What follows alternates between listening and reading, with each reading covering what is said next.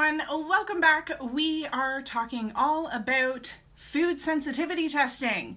Listen, you've probably been to a practitioner before, or maybe not, but you've been wondering all about this whole food sensitivity testing because you're struggling to figure out what foods are causing the problem, and for some darn reason, you can eat something one day and feel totally fine, and then the next day eat it and feel bloated and gassy and find that your poops are all of a sudden angry again.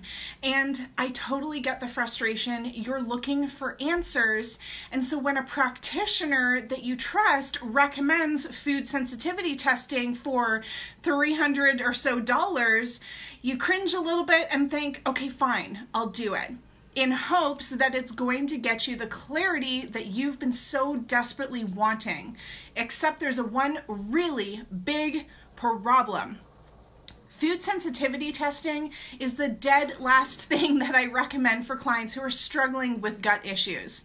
That might shock you, but let me explain why. When your gut is a hot mess and it's feeling particularly angry and it's struggling to break down foods, that's really important. When your gut is struggling to break down foods, when you go to do food sensitivity testing, guess what's going to show up?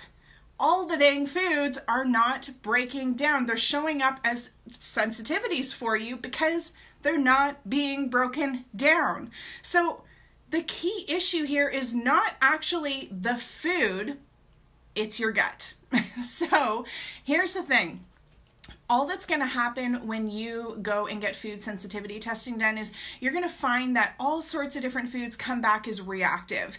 And you already know that. You're eating foods, you're not feeling great. You don't need some really expensive test to confirm that foods are creating some sort of reaction for you. But what you do need is to understand why they're reacting. And the answer lies deep inside your gut.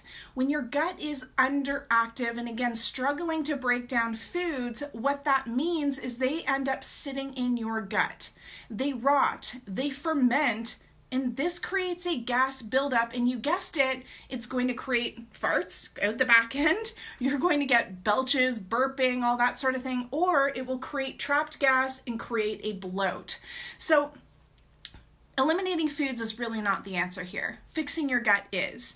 So that's why your food sensitivity testing results are likely coming back as false. And so the answer here and the answer to when you should do testing, that's what I should answer next, is after you've really fixed your gut, after you've done the work on your gut, beyond just food. You're not going to be able to fix your gut just following changes to diet, to eating healthy, to following something like low FODMAP. Diet alone is not going to fix your gut, and you're not going to be able to fix your gut without investing in your health. You're going to need supplements, you're going to need guidance, and you're going to need customizations for your individual body. And so that's why it's really critical that we fix your gut up front, and then after you've done that, you do the food sensitivity testing. Now you're going to get a true accurate read on what your actual sensitivities are, what is remaining. And when you do that food sensitivity test at the front end, not only are you getting false negatives, but all it's really telling you is that there's a deeper issue going on. So when I have clients start in the Love and Trust Your Guts program, they've done this food sensitivity testing before, and they have all sorts of random foods coming up, even healthy foods like, I don't know, lettuce or certain spices or, broccoli, random healthy foods. Then what that's really telling us is there's an indicator that there's actually leaky gut going on.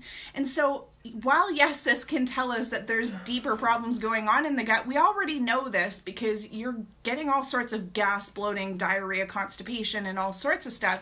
So again, it becomes just a really expensive, fancy test that isn't going to give you any more answers or give you any more direction into what you need to do to actually fix it. So to summarize, food sensitivity testing is the dead last thing you should do.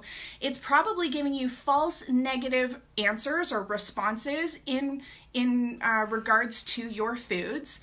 Foods and elimination are not the answer to fixing your gut. You have to address the damage and deficiencies that are going on in your gut, and you're likely going to need to invest, not just in supplements, but also in help who can, with someone who can actually walk you through a complete gut repair system. So, I'm keeping it short tonight, keeping it sweet. I wanted to get this question answered because I see all the time you guys are asking me, should I get food sensitivity testing done? And my answer is a hard no.